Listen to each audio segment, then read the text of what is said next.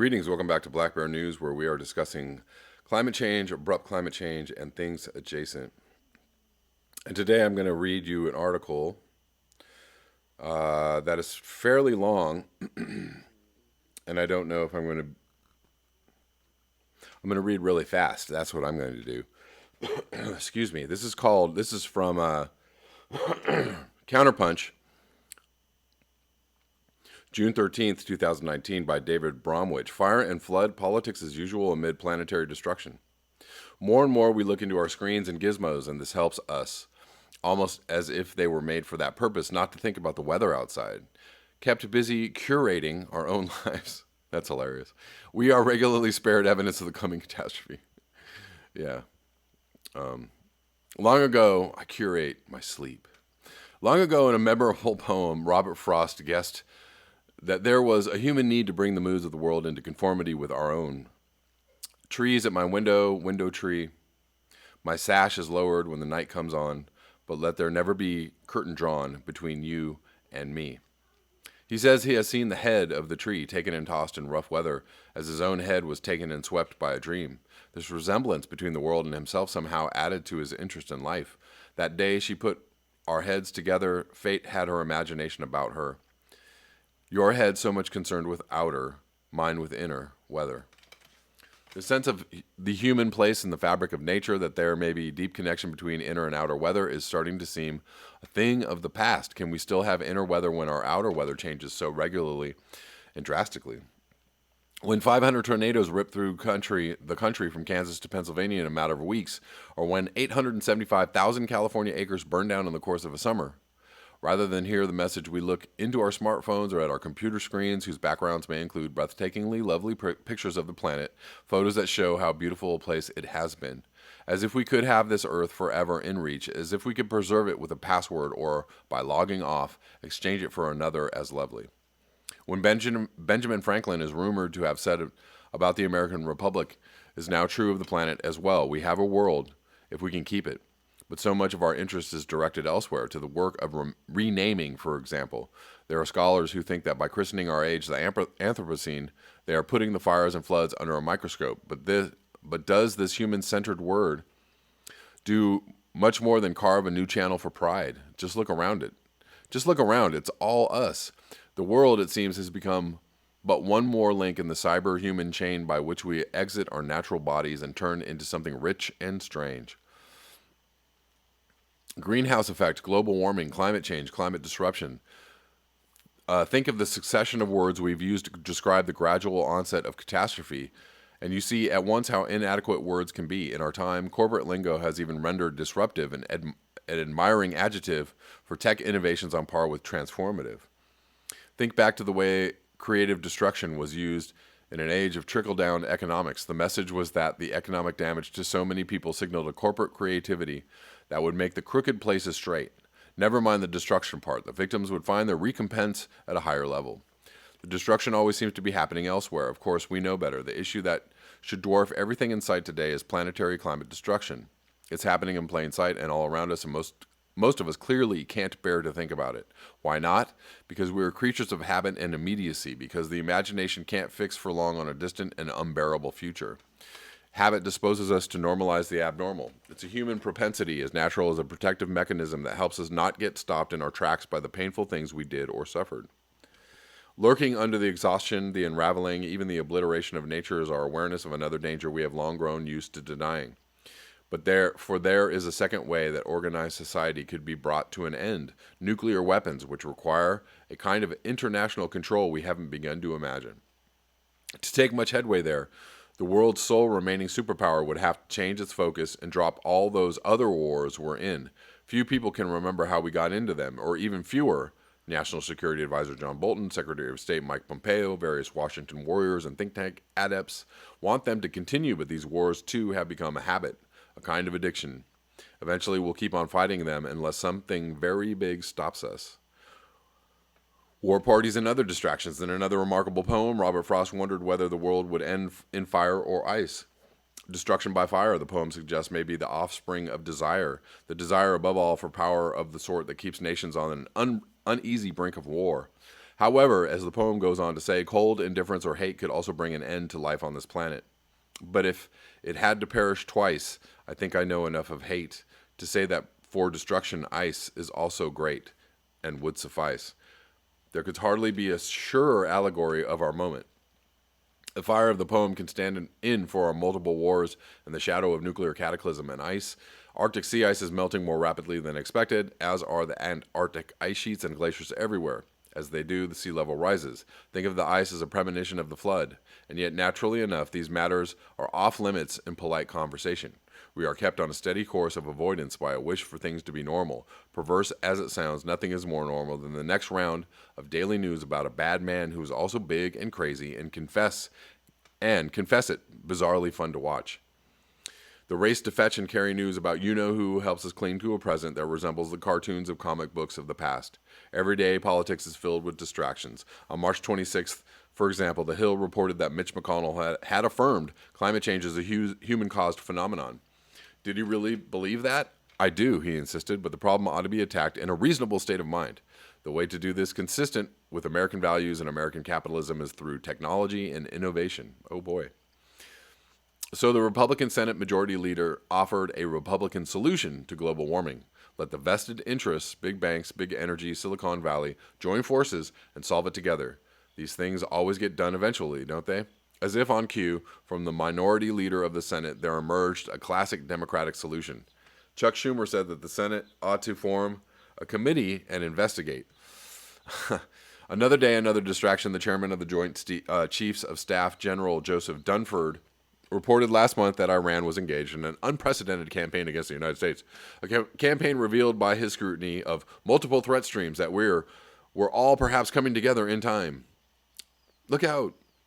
The evidence of which his estimates were based appeared to be of Israeli provenance, a source that, on this subject particularly, many Americans have learned to distrust.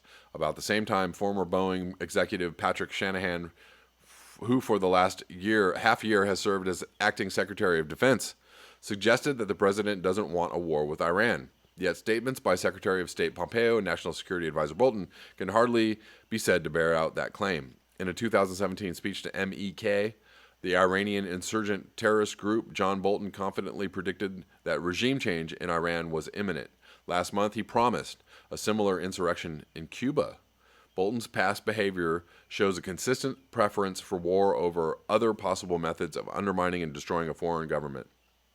Occasionally, a more hopeful distraction appears on the horizon. Just the other day, the Democratic presidential candidate Kristen Gillibrand tweeted, "Our future is female, intersectional, powered by our belief in one another, and we're just getting started." In America, however, the prophecy is open to various interpretations. Excuse me.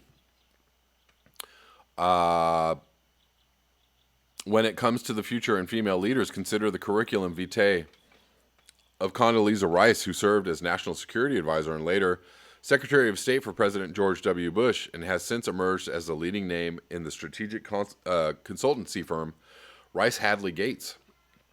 It's an upmarket outfit, all of whose partners had a role in creating, widening, and protracting the never-ending war on terror, and none of whom has been chastened by her or his experience of disaster. Rice Hadley Gates' online bump assures you that the firm works with senior executives of major companies to develop and implement their strategic plans and help companies expand in major emerging markets, including Asia, the Middle East, and the Americas. In addition, we assist companies dealing with the national security and foreign policy challenges associated with offering sophisticated technologies, products, and services in these overseas markets.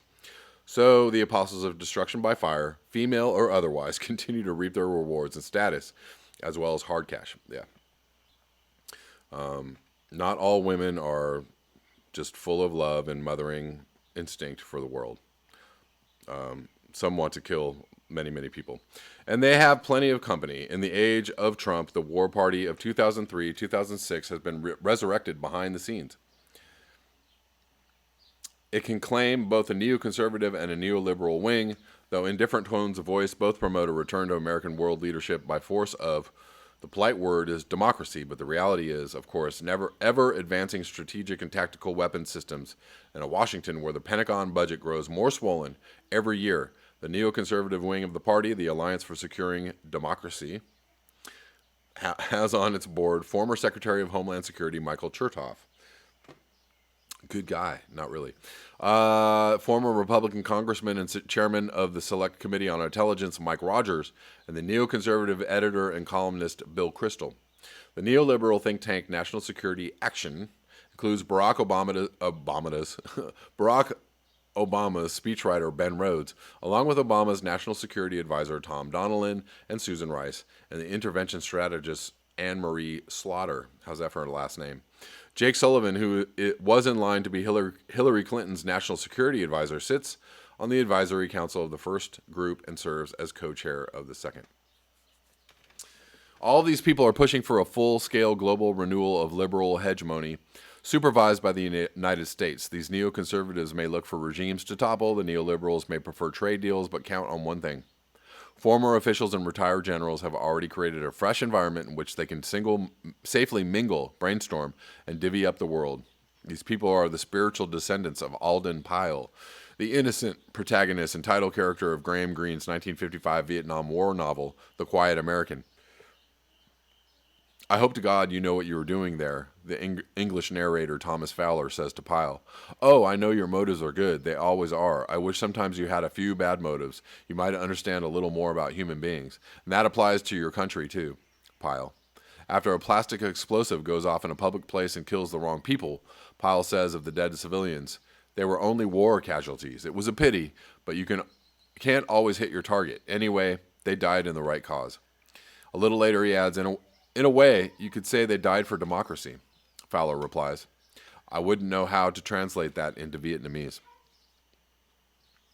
From our continuing failures, we can always be distracted by the memory of our past glory, even when we know that the memory is largely counterfeit. George Packer's recent biography of the American diplomat Richard Holbrooke, Our Man, offers a proof of the method. Holbrooke was the finest flower of the U.S. foreign policy elite. In the late 20th century, he worked on the pacification program in Vietnam for the Agency of International Development.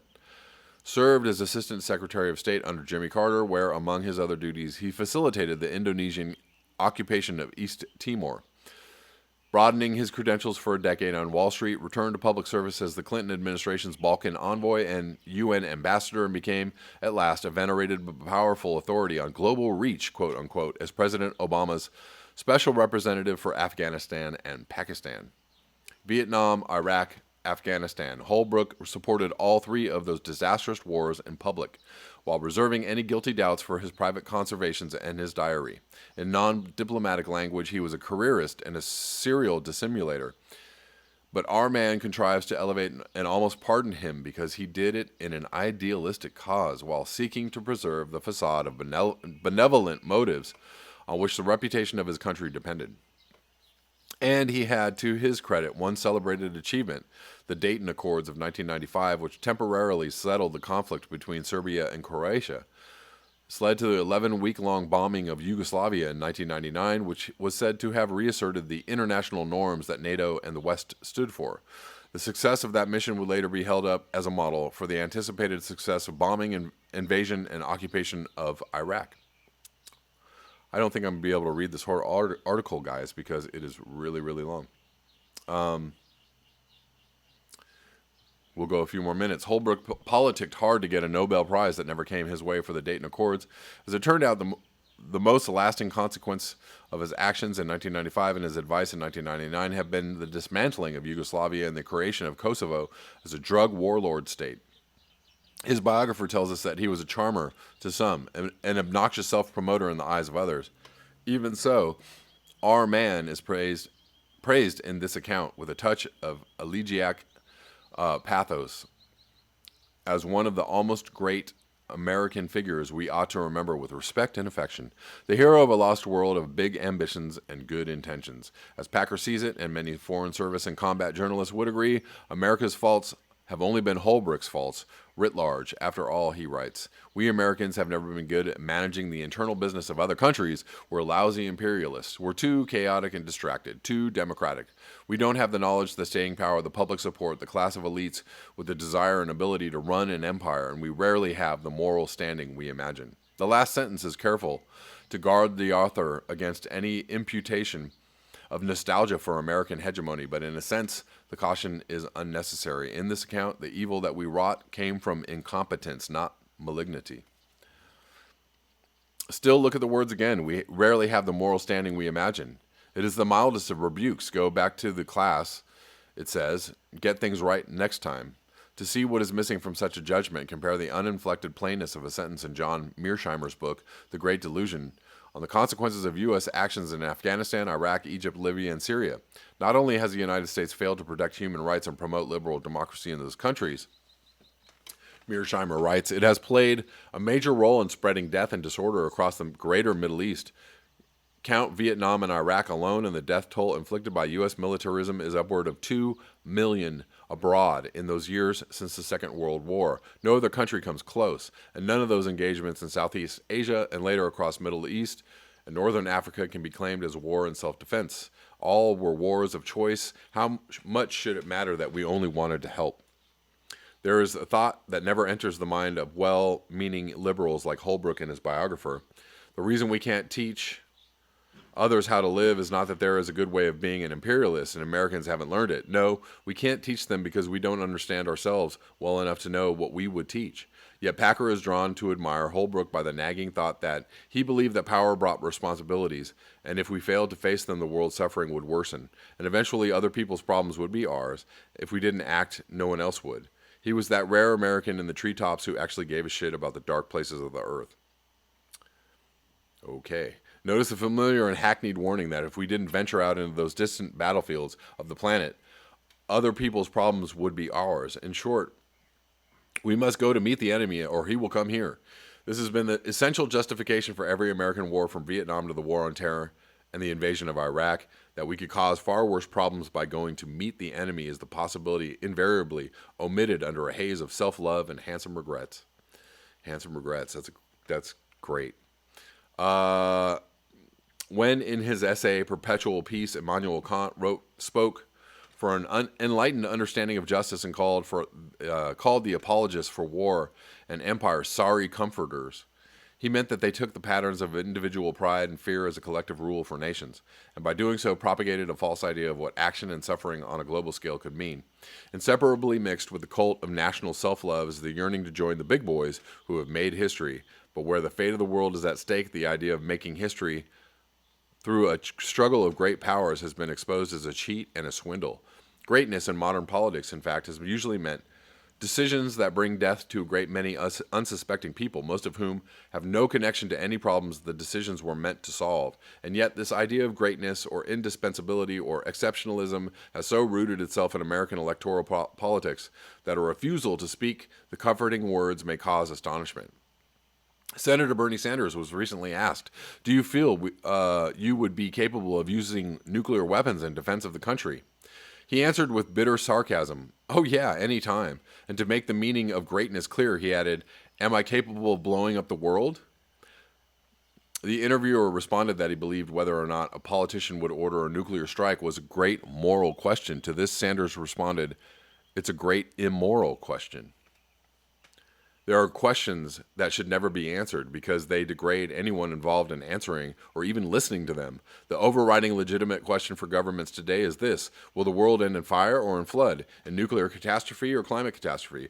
With the exceptions of scientists, a few politicians, and increasing numbers of school-aged children, most citizens and most of our leaders are looking away from the flood while greeting the fire with cliches as familiar as lullabies. And now for the name you haven't heard, but must somehow have expected, the subject of our favorite angry lullabies, Donald Trump. To mainstream journalists, he has become an object of unlimited enchantment and fascination. They treat him as if he were still the gonzo real estate mogul and reality TV host it was impossible not to put on the front page because in this age of social media, we're all writing for the tabloids, aren't we? The symptomatic traits of a tabloid are no longer confined to journals like the National Enquirer. They encompass the New York Times, the Washington Post, CNN, MSNBC, and the major networks, not to mention the rest of us when the internet surf is up. The reporters who build up Donald Trump as president, something they do with every smirk and gasp, meant to show how much they want to take him down, surely believe in the reality of climate change, even if they seldom mention it. And they surely accept the dangers of a possible nuclear conflagration, though they mention it not at all. But the 24/7 journalism of the age of Trump has unfitted them to respond to the real dangers of this planet whose names are not Trump, to bring their reporting into line with the reality of climate change and the possibility that our small wars could someday erupt into a world war. Mainstream journalism would simply have to take him off the front page for weeks at a time. Let us be optimists and suppose our luck holds out for another generation. Suppose we are spared destruction by fire. Climate change remains, and its effects will be devastating, even though those effects are regularly dealt with as if they belong to separate categories: immigration, inequality, environmental destruction, and war. There will be wars as a result of climate change. There will be mass migrations. There will be environmental destruction, almost beyond imagining. There will be increased inequality from all of those causes. Meeting the disruption that is already upon us will require kinds of planning and international arrangements that are foreign to our habits as the last superpower. Individuals, however powerful, however capricious, however destructive, in this context are never more than paltry symptoms. Paltry, that is to say meager, sorry, anything but great. Hope you all enjoyed that, as I did. Just a good snapshot of the state of affairs of the world and what's going to win the race. Climate catastrophe, nuclear war, economic collapse. The bets are flying. That's all I have for you today. Thank you so much for your eyes, your ears, and your conscience. If you would like to support this channel, you can do so at the links below. Until next time, peace.